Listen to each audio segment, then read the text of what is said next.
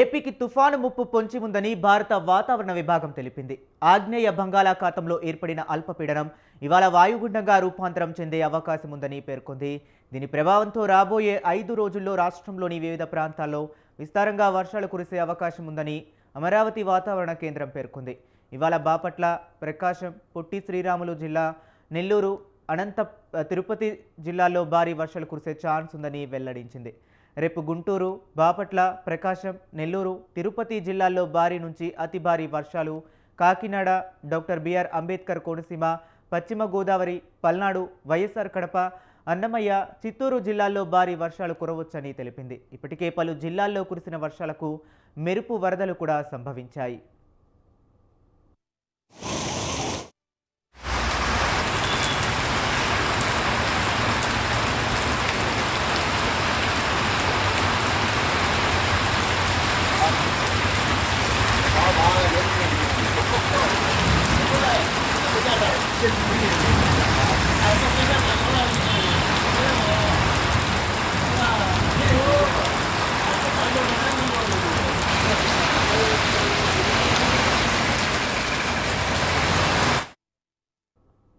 ఇక ఏపీకి తుఫాను ముప్పు పొంచి ఉందని భారత వాతావరణ విభాగం తెలిపింది.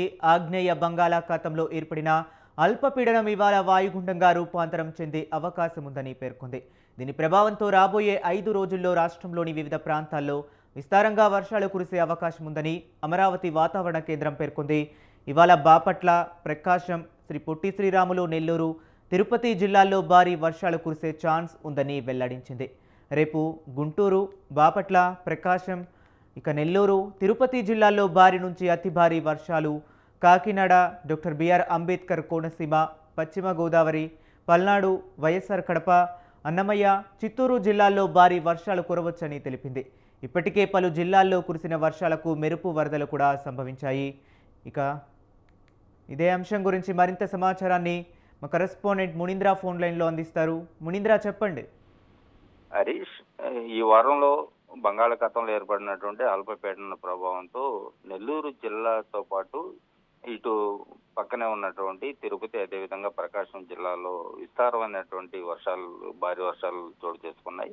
దీంతో గత 4-5 వారం రోజులుగా జనజీవనం స్తంభించడంతో పాటు ఇటు రాష్ట్రంలో ఉన్నటువంటి ప్రాజెక్టులు, అదేవిధంగా నెల్లూరు జిల్లాలో ఉన్నటువంటి నదులు, వాగులు, వంకలన్నీ కూడా నీటి జలమయంగా మారి ఉధృతంగా ప్రవహిస్తున్నాయి. అయితే 2 రోజులుగా తెరపించినటువంటి వర్షాలతో ఇటు జనజీవనం సాధారణ పరిస్థితులకు రావడంతో పాటు ఇటు రైతాంగం అందరూ కూడా పంటలు వేసుకునే పనుల్లో నిమగ్నమై ఉంటున్నారు.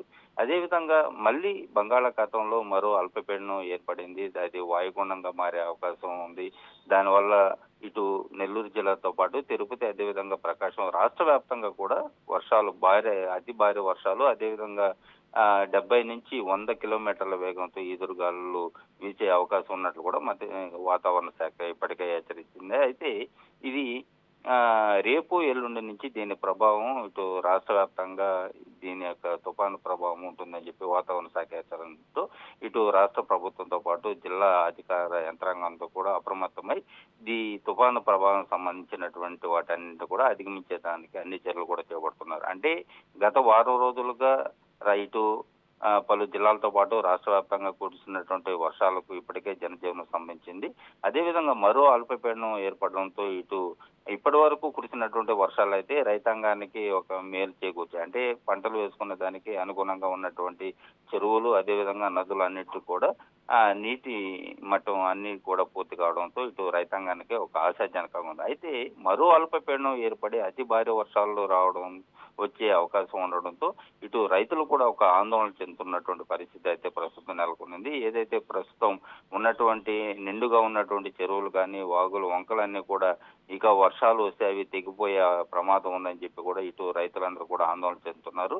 అయితే మొత్తం మీద అంటే ఇటు జనజీవనానికి సంబంధించినటువంటి విషయంలో ఇటు అధికారులందరూ కూడా ఇప్పటికే అన్ని చర్యలు కూడా చేపట్టారు. అదేవిధంగా మరో అల్పపీడనం ఏర్పడడం వల్ల ఇప్పటికే ఈ సముద్ర తీర ప్రాంతంలో ఉన్నటువంటి మత్స్యకార వారందరికీ కూడా ఇప్పటికే హెచ్చరికలు జారీ చేశారు.